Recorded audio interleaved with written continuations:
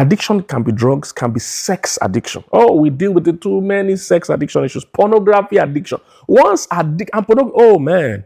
Oh man. Oh man. Be careful of all these people that tell you can use sex toys, you can use pornography. Are you kidding me? I don't need to be a professional to know that psychologically, you get used to pornography. It gets so bad, some men can't even get an erection anymore. So women can't even get aroused anymore by their spouse at all, because your brain is like a plain slate that you are writing coding on. If you have written this coding that, look, is this picture of this woman and this, no, a human being can't get that person aroused anymore.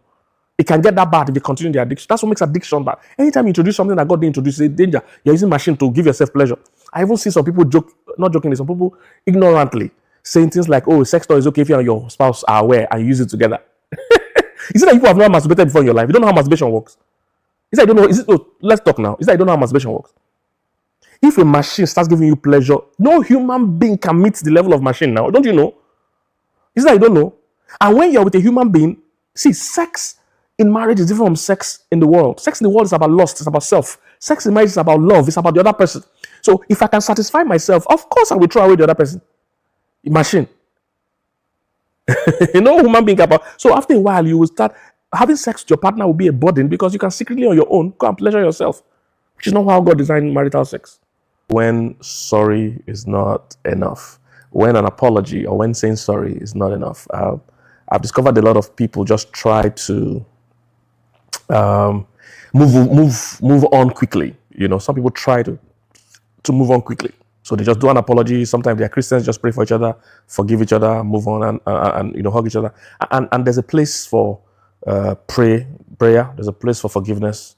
There's a place of apology. There's a place of hugging each other. But there are certain situations when those things are not enough. You know, when an apology is not enough, when time is not enough. In fact, I did a post recently that I said, when they say time heals all wounds, I said, who came up with that rubbish? Time heals all wounds. Time doesn't heal all wounds. Proper treatment is what heals all wounds. Time doesn't heal all wounds. Really, if something cuts off your leg, you go and sleep for some time to see if it will go. No, it's going to be infected. It's going to get more. You're going to get more sick. So time doesn't heal all wounds. Proper treatment heals all wounds. So you can't just move on. You can't just hug each other. You can't just say sorry. You can't just pray over it and move on. No. Proper treatment needs to be applied.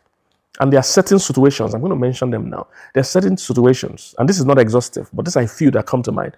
There are certain situations that require proper treatment if this happens in your relationship or marriage. Don't just move on. Don't accept an apology and just move on. No, you need proper treatment. Why am I saying this? Because pretending is okay. Being eager to quickly move on because you hate the place of having an issue, you hate the distance, you hate whatever you are going through. I just want to quickly move on. It's going to cause more harm than good. So there are about 5 or 6 instances, I think 5, that you shouldn't accept sorry. All right? I'm not saying you should not forgive, but you shouldn't move on just based on sorry or time. Number 1, if there's adultery involved in your relationship or marriage, if there's a breaking of trust, sexually speaking, or infidelity. Infidelity is not only when there's physical intercourse. So sometimes there could just be chats. It could be sending of nudes. It could be some kind of betrayal that we can call adultery. Right? It's not only when there's physical intercourse that there's adultery. So people don't know that. Some people just think, oh, I've never slept with her. But you've exchanged, you've had conversations that are unholy, you know, or out of order, that you deleted, that you don't want your partner to see. You've lied, you know. So once there's adultery in a relationship or marriage, sorry is not enough. Sorry is not enough. I and my wife have been infidelity recovery specialists for many years. And we have seen people, especially as Christians, and we all saw this in church. People have serious adultery issues. They just hug each other, say forgive. And the man is still, everybody's still hurting. And they just move on. No, once adultery is involved, talk to an infidelity recovery specialist. Not just any counselor. It's not all counselors that can deal with every case. Same thing with medicine. It's not all doctors that can deal with every case. This is how this applies as well. If there's infidelity in a marriage, a normal church counselor can't handle that because there's a whole process. And by the way, we're running a training for people, especially in North America, but anybody can join anywhere really. virtual training for infidelity recovery specialists and for sexologists and for divorce counselors. We have these different categories and for basic counselors. So whichever one you feel interested in, either as a church group or individual, you can reach the numbers or details you are seeing here. Let's sign you up for the next cohort that is going on. So, but let me get back to the story. So once there's infidelity, adultery, don't hug each other and move on. Because what has happened is like a 16-wheeler hit you. You are not okay. You know, sometimes when have you seen people that fell down or something and say, oh, I'm okay, I'm okay. If a 16-wheeler hits you, even if you're telling us you're okay, we know you can't be okay. If you're not bleeding outside, there's internal bleeding.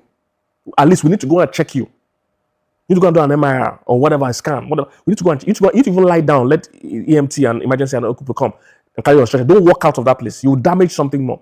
So that's what happens to a lot of people. If adultery has happened in your relationship or marriage, don't hug each other and forgive each other and move on. No, you are sowing a seed that will be a problem. Whenever there's a betrayal like that, three things need to be addressed. Number one, the offender or betrayer needs to be healed. There's a reason you are going out of your marriage or relationship. There's a reason why you are committed to one person and engaging another. Something is broken somewhere, either in your thinking or your behavior or your there's a need. There's something you are chasing.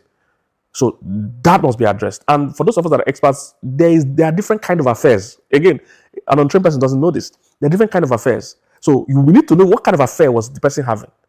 If it's an exit affair, this person wants to exit the relationship. If it's a philanderer, he is cheating just because, he or she is cheating just because they like to cheat. They are philanderers, they cheat with a lot of people. It's not one person. If it's a love affair, some people are cheating with somebody else they are in love with. So it's not a random thing. They're in love with this other person. So that has, all these things have different treatment. There is what we call, I've said entitled, there's entitlement affair, there's philanderer, there's exit affair, there is a love affair, where the love person, there's one night stand, a chance thing. So in our profession, we must first diagnose what kind of affair is this person having. Is it sexual addiction? Is it prostitution? You know, so we need to know. If you can't just start giving tablets, giving treatment, hug yourself, kiss yourself. one church, I heard one church, somebody called out, they told a man called out, they called the woman, told her to go and buy sexy lingerie. That she's not wearing sexy lingerie. Buy sexy lingerie, and the man will stop. Or now they said you should go and cook and have sex with a man 3 times a day or 2 times a day. They recommend like doctor take nonsense. That's rubbish advice. And why is this happening? Because sometimes pastors have a complex that makes them feel they must be proficient in every area. There are many things I can't help you with. If you have tax issues and you ask me, both of us will go to jail. You have tax issues, you ask me, I say, don't pay.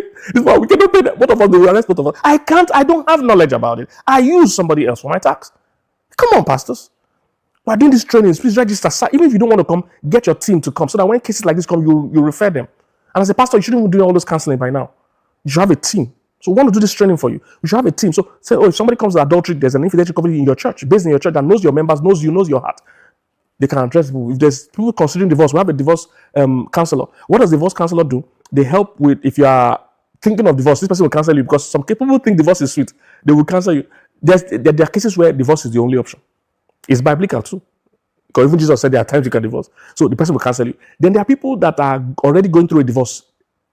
When you're going through a divorce, you are being torn apart. You need help. Somebody needs to understand the pain of what divorce is. Many pastors have never experienced it, which is good. So they don't know what the pain of divorce is. So divorce counselor will put you through. Then if you're planning to marry a divorcee, because nowadays with the amount of divorce going on, some people marry a divorcee. Or a divorcee want to remarry. So a divorce counselor will make sure the right questions are being asked. So we have all those categories. Even a sexologist, somebody that helps couples with sex, you must have that domiciled in your church. There are many sex issues in your church that even as a pastor, your people can't even look at your face and tell you, how can I take that Gio? You see that for that Gio say, my wife doesn't like me to press her breast. He's a sexologist that you can talk that thing with. And the person will make you feel welcome. It's not something you discuss with Daddy Gio. He shouldn't be thinking of Daddy shouldn't be thinking of those kind of things now.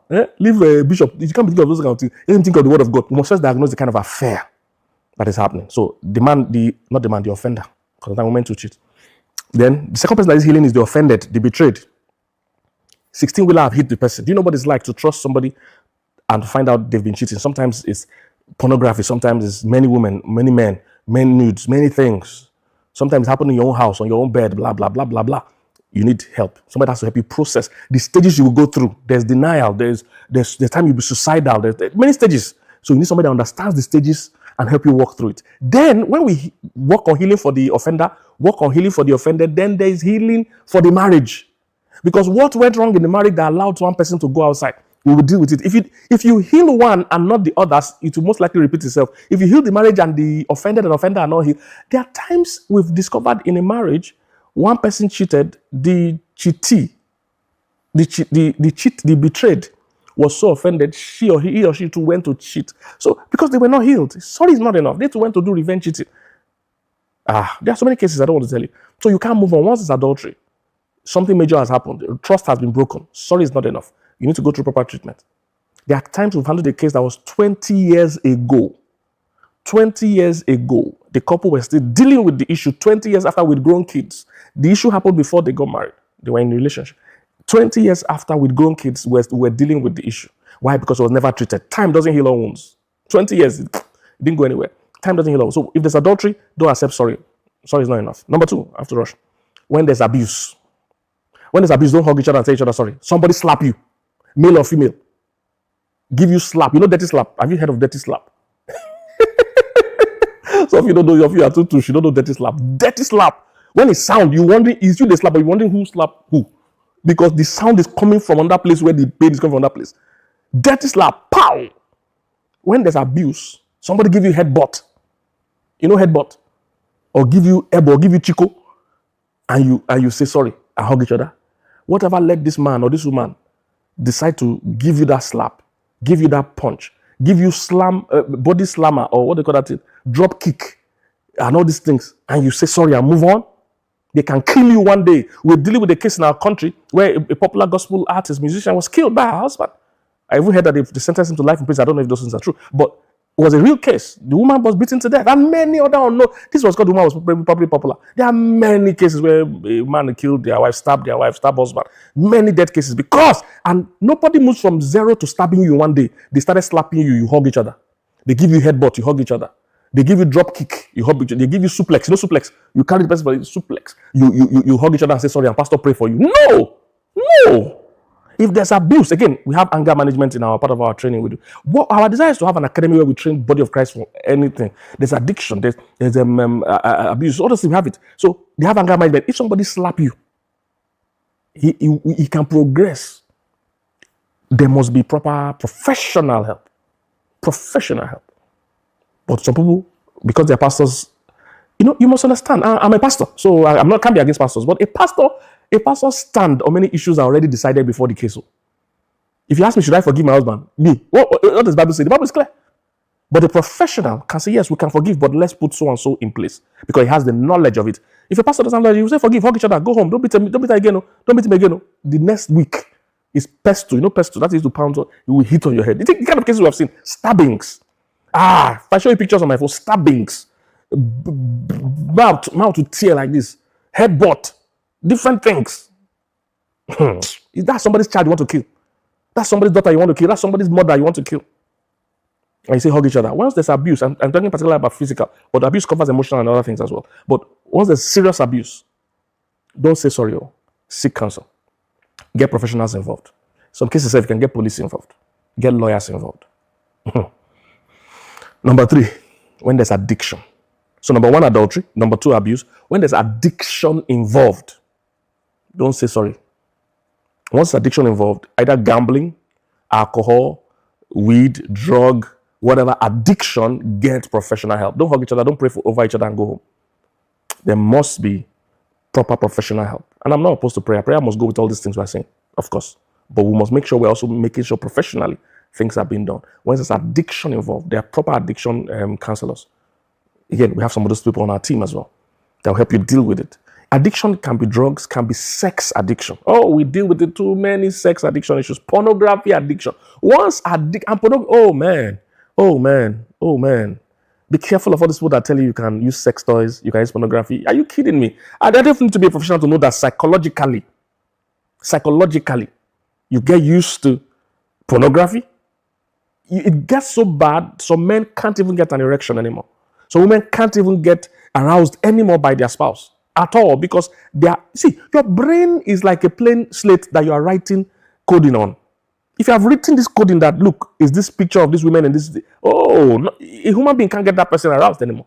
It can get that bad if they continue the addiction. That's what makes addiction bad. Anytime you introduce something that God didn't introduce, it's danger. You're using machine to give yourself pleasure. I even see some people joke, not jokingly, some people ignorantly saying things like, oh, sex toy is okay if you and your spouse are aware and you use it together. Is it that people have not masturbated before in your life? You don't know how masturbation works. Is that you don't know? Is it? Oh, let's talk now. Is that you don't know how masturbation works? If a machine starts giving you pleasure, no human being can meet the level of machine now. Don't you know? Is that you don't know? And when you're with a human being, see, sex in marriage is different from sex in the world. Sex in the world is about lust, it's about self. Sex in marriage is about love, it's about the other person. So if I can satisfy myself, of course I will throw away the other person. Machine. No human being capable. So after a while, you will start having sex with your partner will be a burden because you can secretly on your own go and pleasure yourself, which is not how God designed marital sex. So I'm not a fan of all these machines. I'm not a fan of it. Of course, I leave you to do what you like. But addiction, when the addiction starts, don't hug each other and go home. Professional help is needed. Whether it's sexual addiction, alcohol addiction. Again, I have a video with a professional. A lot of divorces have been linked. It's hard to see a divorced couple. Rare. It happens, but it's rare. A lot of times there's alcohol or substance, some substance being used there. So once you see addiction, please don't hug each other and move on. Let there be treatment. Number 4, I think, when there is abandonment. Once there is abandonment, somebody disappears for 2 weeks, disappears for 2 months, and comes back and you continue from where you stopped. No. Somebody stops chatting with you in a relationship for 1 whole week. No story of where he is. Say they kidnapped him in Pakistan. That they kidnapped him in Pakistan, that he entered boat in Lekki. He saw himself in Pakistan without his phone. Then they brought him back and his phone is now working. And you continue with him or her. Or 2 days, the phone is for flight mode. You couldn't reach them. They couldn't reach you for 2 days. And you're in a relationship or you're in a marriage. And they come back, you continue. You must be kidding me. Once there's abandonment, it's a trait of something going on. You can't hug each other and say, sorry, we must investigate. We must heal. We must understand. I dealt with some cases, like I said. One guy, he was pressuring the whole church. He wanted to marry this girl. We said, do counseling. He said, no. He says in a hurry. In our church, we had stand-up.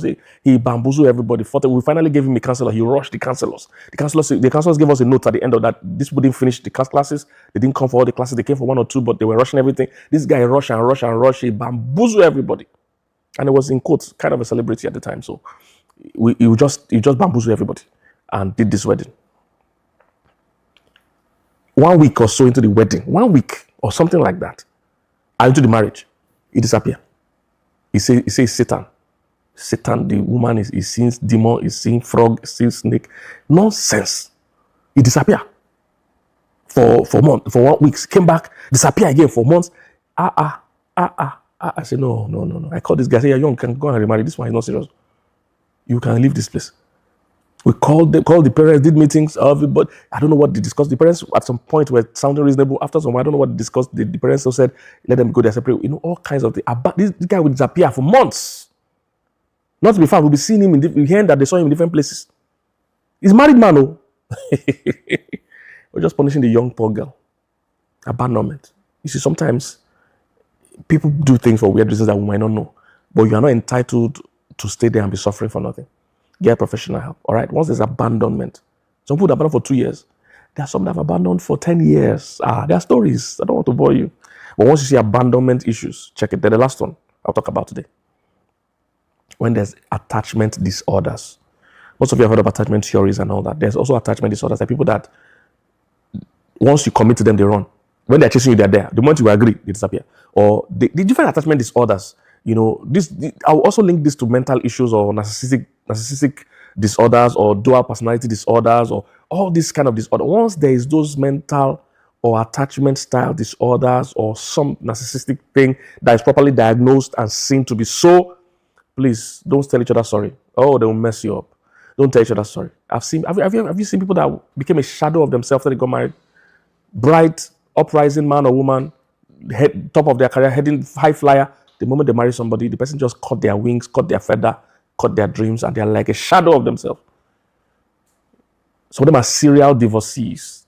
They marry for every 2 years and divorce every 2 years. And by the time you investigate, you see that the same traits they do, they carry their bag and run. The same way they divorce all the wives, same way they divorce all the wives. And they have kids with all these women. Same pattern. They marry the women rich, leave the women poor.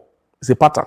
They look for high-flying women that are successful, marry them, borrow money from her to start business that will never work, divorce the woman when she's broke, run again, go and marry another rich woman. So there are many things. When you see those patterns, don't say sorry and hug each other out. Let other people be involved so that they can save you on time. All right? So I'm saying all this to say, look, don't be afraid to go for counseling or professional help. All right? There are good therapists and counselors everywhere in the world. We also offer Christian. So we merge professional knowledge and Christian knowledge. That's the edge we have.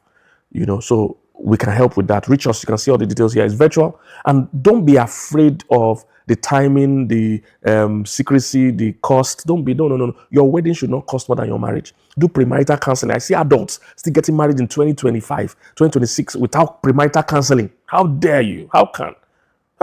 This day and age, get premarital counseling. Get some professional talks to you. Ask you questions.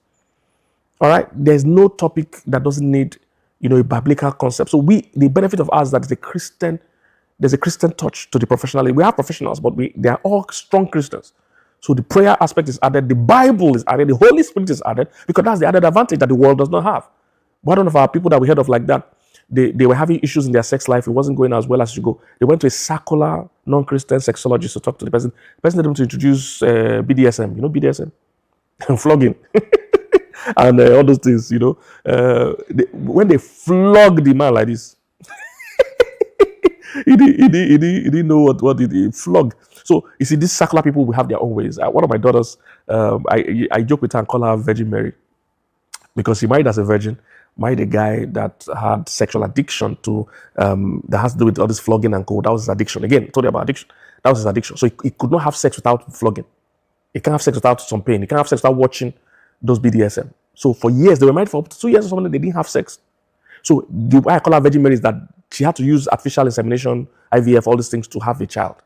No sex. So I call her a virgin that has child, But during the time she was waiting, one of the non-Christian counselors told her, maybe you should try the BDSM with him. Try the flogging with him. See if you can. When they gave her belt, back of her neck. When they give her belt to the neck like this, so you see, these secular people will give you their secular advice. They're not usually grounded in scripture. So perceive sexless marriages. The woman is praying in tongue. She can't kiss her husband. No sex at home, but she can speak in tongue in church. The man can speak. They're not having sex. They are watching pornography. So a sexologist will help. We have a training for that to help you train one sexologist in your church. We have the divorce counselors to help you deal with people that are thinking of divorce, so that they will understand how it works. Then addiction and other things. So please reach us. Or you're just watching, you want to do premarital counseling, or you as a couple just want to do counseling with any of our counselors. The details are here. Reach out to us. Let's work together. Let's believe God for a good turnout. All right. So time doesn't heal all wounds. Proper treatment does. All right. Don't forget, time doesn't heal all wounds. Proper treatment does. So don't just take sorry and hug each other. Get help. All right. So God bless you. Hope this video blessed you. Look forward to seeing you next time. Don't forget to like, share, subscribe. Send this to your pastor. So that he will.